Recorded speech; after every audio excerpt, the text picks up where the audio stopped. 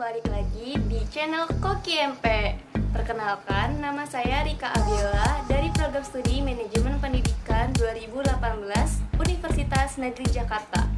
Pada kesempatan kali ini, saya akan memaparkan materi tentang analisis lingkungan bisnis pemasaran, yang mana video ini dibuat untuk memenuhi tugas mata kuliah Manajemen Pemasaran Jasa yang diampu oleh Bapak Amril Muhammad.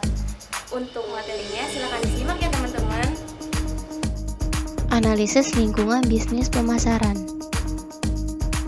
Dalam memahami bisnis pemasaran dan mengembangkan strategi pemasaran yang efektif, maka pertama-tama haruslah dipahami tentang peranan lingkungan, di mana perusahaan dapat mengoperasikan aktivitasnya secara baik dan tepat.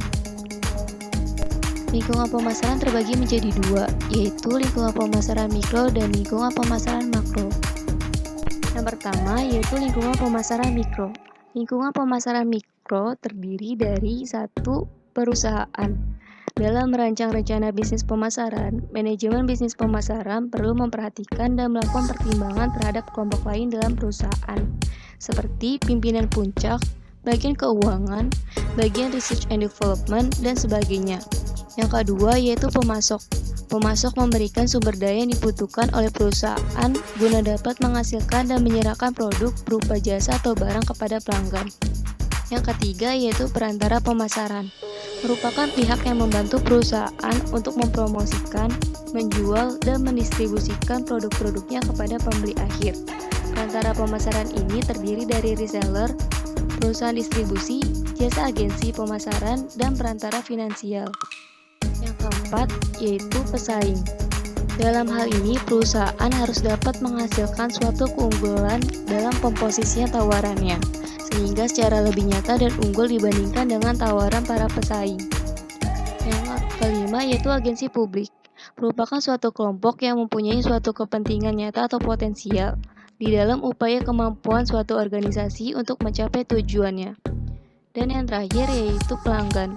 Umumnya perusahaan membutuhkan pengkajian terhadap 5 jenis pasar pelanggan, yaitu pasar konsumen, pasar bisnis, pasar reseller, pasar pemerintah, dan pasar internasional.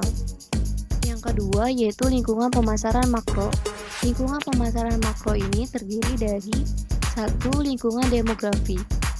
Ini merupakan kepentingan utama dari pemasaran karena mencakup orang, dan pada dasarnya oranglah yang melengkapi pengembangan pasar. Yang kedua yaitu lingkungan ekonomi. Tren ekonomi utama yang perlu diperhatikan untuk suatu negara adalah pertama perubahan pendapatan, di mana ini dapat berupa pertumbuhan pendapatan dan kemungkinan terjadinya resesi ekonomi. Dan yang kedua adalah perubahan pola pengeluaran konsumen. Selanjutnya yaitu lingkungan alam. Terdapat 3 hal yang harus diperhatikan oleh para pemasar untuk beberapa tren dalam lingkungan alam, yaitu meningkatnya kekurangan bahan baku, meningkatnya polusi, dan meningkatnya intervensi pemerintah.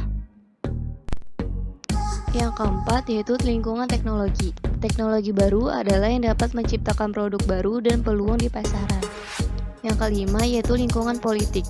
Lingkungan politik terdiri dari aturan hukum, agensi pemerintah, dan tekanan kelompok yang berpengaruh terhadap organisasi di masyarakat, serta peraturan atau perundang-undangan pun juga dapat menghambat atau meningkatkan suatu perkembangan bisnis.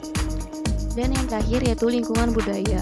Dengan keteguhan nilai budaya, maka orang-orang dalam masyarakat tertentu memegang banyak keyakinan dan nilai, sehingga pemasar dapat menyasar produknya yang didasarkan pada pandangan mereka sendiri. Mana nih teman-teman, udah jelaskan tentang materi